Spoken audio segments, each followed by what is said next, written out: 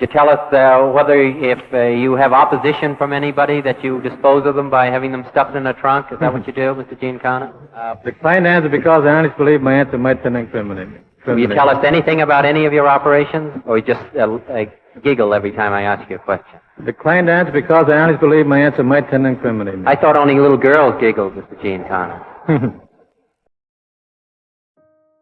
In the 1960s, Sam Giancana rose as a titan in Chicago's criminal underworld, commanding the Notorious outfit with unmatched authority. His reach extended deep into legitimate businesses and political circles, drawing both admiration and fear. Amidst allegations of covert operations and political intrigue, Giancana's life was a labyrinth of danger and enigma. His suspected involvement in the JFK assassination plot, alongside Santo Trafficante, added a cloak of infamy to his legend. This is the story of Chicago's notorious boss, Sam Giancana.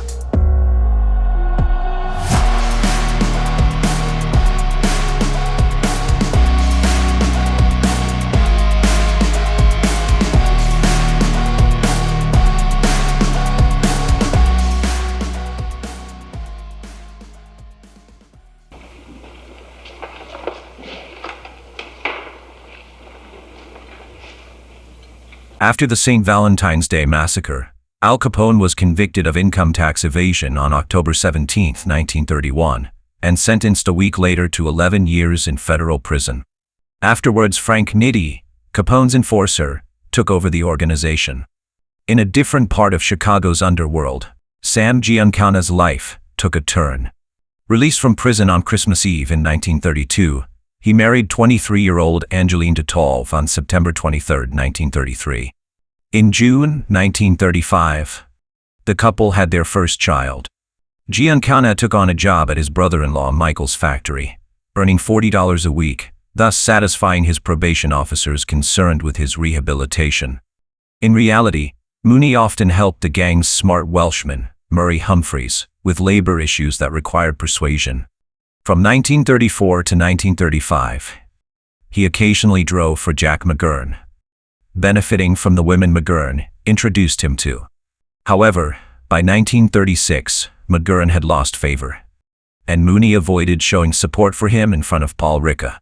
The syndicate's view of McGurn had changed drastically since the St. Valentine's Day massacre. When McGurn was killed on February 13, 1936, nobody mourned his loss. Mooney had developed a keen admiration for 45-year-old Paul Ricca. Ricca had arrived in New York around the time or just before his 21st birthday. He then started working for Diamond Joe Esposito in Chicago, alongside the Jennas, running moonshine, and as a waiter in Esposito's Bella Napoli, which is where he earned the nickname, Paul the Waiter. He quickly climbed up the ladder to win Esposito's favor, hence becoming closely aligned with Al Capone. According to Sam Giancana, the media might proclaim Frank Nitti Chicago's new boss. However, that was a ruse. Those on the inside knew better. Paul Ricca ran the show. As Frank Nitti took on the public-facing role, drawing attention from the media, Ricca operated behind the scenes alongside Murray Humphreys, utilizing Mooney as the enforcer.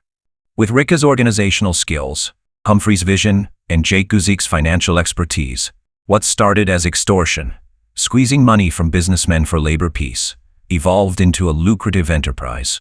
They targeted unions for control, enlisting Mooney, Willie B. Off, and Johnny Roselli to lead groups of thugs for intimidation. Mooney saw this as a chance to prove his leadership and brutality, calling on old 42ers like Fifi Buccieri, Mad Dog DeStefano, and others for muscle. In 1934, the Chicago gang, led by Ricca, Nitti, and Humphreys, expanded their operations, claiming influence in Hollywood after backing Joe Kennedy's entry into the film industry. They then went national, placing George Brown and Willie B. Off in key positions within the International Alliance of Theatrical Stage Employees and Motion Picture Operators. This move secured Chicago's control over Hollywood and its theaters. To oversee their Hollywood interests, Ricca sent Johnny Roselli, a friend of Mooney's, who quickly adapted to the Hollywood lifestyle. With lax regulations on union funds, Chicago's syndicate gained immense wealth and power. By 1936, all major unions in Chicago were under their control. The syndicate appointed trusted lieutenants like Louis Campagna, Tony Accardo, and others to manage specific territories. Enforcers like Mooney, known for their brutality, acted as drivers and bodyguards, ready to carry out orders from the syndicate's leadership. By 1937, it was widely known in Chicago's underworld that Paul Ricca had substantial influence over local, county, and state politicians. His supporters, including Mooney, claimed he was also influential at a national level, possibly even having access to the White House. By then, Chicago's syndicate had matured into a formidable organization, consolidating control over various industries.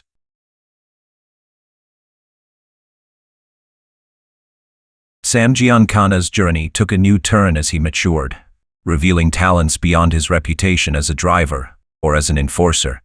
His release from Joliet earlier marked a shift. His knack for numbers became apparent and valuable.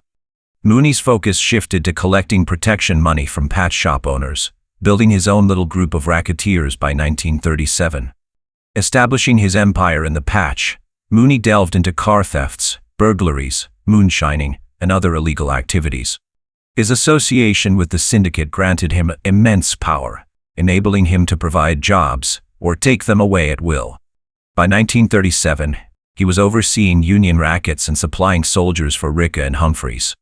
Impressed by Mooney's capabilities, Ricca and Humphreys saw him as astute and calculating.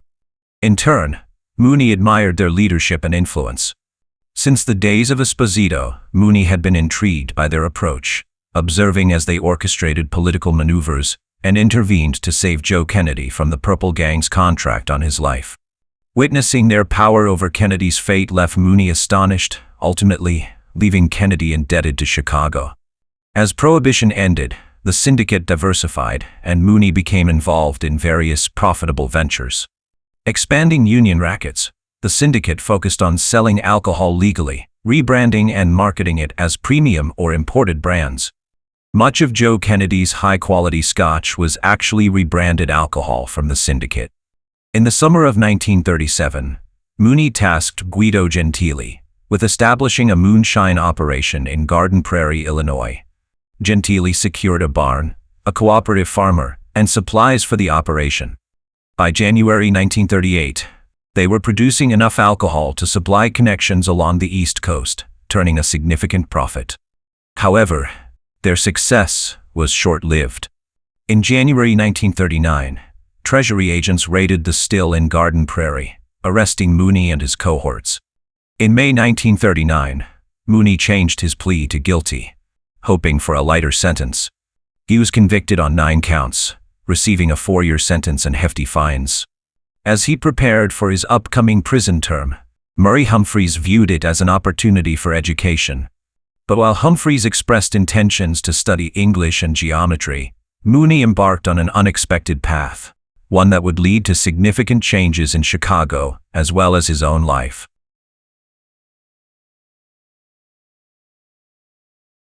Mooney was released before Christmas in 1942 as a result of early parole.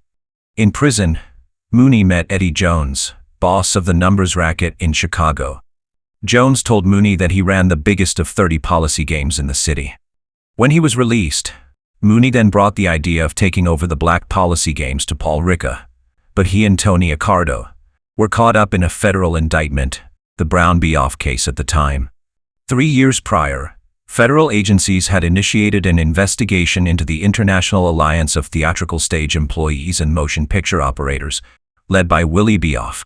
The investigation uncovered a significant level of corruption, although it fell just short of implicating Chicago's top figures due to insufficient evidence. Beoff and George Brown were eventually convicted of labor racketeering. Another accomplice, 20th Century Fox producer Joe Schenck, who Mooney claimed had funneled over $500,000 to Roosevelt's campaign for the syndicate through Postmaster General Farley, was also imprisoned for tax evasion related to the $400,000 he received in payoffs from Chicago. Chicago maintained its Hollywood operations following Beoff's conviction, with Johnny Roselli taking charge. However, Beoff's testimony threatened to expose the highest levels of Chicago's syndicate. Surprisingly, Mooney appeared pleased about the potential fallout. Having received approval that winter to expand his gambling operations, especially into the policy rackets, Mooney wasted no time in executing his plan. He structured his territory based on race and city wards, the colored section for policy, and the white neighborhoods for traditional forms of gambling like poker, craps, and horse racing. To manage this expansion, Mooney appointed Fat Leonard Caifano. Under Mooney's guidance, Fat Leonard made significant progress. In the white wards, he set up bookmaking joints in legitimate taverns and restaurants, many of which offered back rooms for poker and similar games. Any competitors were given a simple choice: join forces with Mooney or face serious consequences. After dealing with a few who resisted, others quickly fell in line. Before long, Mooney controlled around 200 operations in Chicago and another 24 in the county, each generating an average of $2,000 per month. Leonard also enlisted individual bookies to tap into factories and taverns throughout the city. This way, he ensured that no potential income went untapped. Infiltrating the colored policy rackets was more challenging. Progress was slow until Eddie Jones, upon his release from prison, offered his support. Colored gamblers were initially hesitant to participate in operations run by white individuals, and few colored policymen were willing to collaborate with the aggressive Italians, despite the financial incentives. In contrast, Mooney's operations thrived in white neighborhoods. As news spread about the syndicate's expansion into gambling and the potential profits, ambitious businessmen eagerly approached Fat Leonard to establish their own bookmaking joints. In March 1943, news of indictments against Paul Ricca, Frank Nitti, Phil D'Andrea, Louis Campagna, Frank Maritotti, Johnny Roselli, and Charlie Gioia shook the underworld. Ricca instructed Nitti to take the fall, but Nitti chose suicide instead. Following a 10-year prison sentence, Tony Accardo became the new boss of Chicago's underworld, with Humphreys and Guzik as advisors. Mooney recognized this transition as his chance to advance and quickly worked to strengthen his own position. As the war against Japan intensified in the spring of 1943, Americans faced stricter rationing measures, limiting sugar and gas to the people. Mooney seized the opportunity to profit from the nation's hardships by hustling stolen ration coupons. Mooney decided to assert his dominance by kidnapping Jake Guzik in April. After holding Guzik hostage for 2 days with a gun to his head, Mooney offered him a choice: accept the money and support Mooney, or face a bullet. Guzik wisely chose to support Mooney. In Illinois, Mooney began cultivating relationships with politicians and officials, wining and dining them at upscale establishments. By 1946, Mooney had become underboss to Tony Accardo, a position earned through the success of his gambling operations and his formidable network of associates. He continued to expand his reach, traveling frequently to Florida, California, Cuba, and New York, maintaining connections in Manhattan since Lucky Luciano's imprisonment a decade earlier.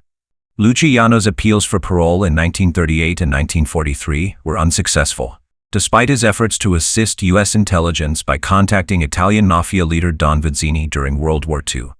However, according to Mooney, Luciano's $90,000 campaign contribution to Thomas Dewey, who had originally prosecuted him, and Meyer Lansky's promise of a stake in a future gambling venture in the Bahamas, secured his release.